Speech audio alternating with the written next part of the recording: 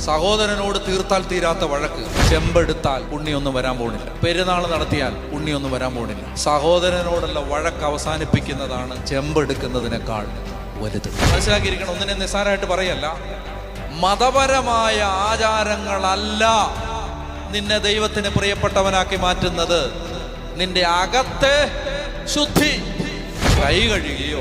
കൈ കഴുകിയില്ലയോ, അമ്പെടുത്തില്ലയോ, കോഴി വെട്ടിയില്ലയോ, ഇതല്ല. റാസയ്ക്ക് നടന്നില്ലയോ, ഇതൊന്നുമല്ല. ഇതൊക്കെ നല്ലതാണോ? വളരെ നല്ലതാണ്. റാസയ്ക്ക് നടക്കണം. കൊട പിടിക്കണം, ചെമ്പെടുക്കണം, എടുക്കണം, കഴന്നെടുക്കണം, എടുത്തോ. അത് എടുത്താലും എടുത്തില്ലേലും ദൈവരാജ്യത്തിന് അതൊരു വിഷയമില്ല. ദൈവരാജ്യത്തിലെ വിഷയം നിന്റെ അകത്ത് കിടക്കുന്നത്. ചെടിക മനുഷ്യന്, മതവിശ്വാസിക്ക് ഇതൊന്നും ഒരു പ്രശ്നമല്ല. അവൻ ഞായറാഴ്ച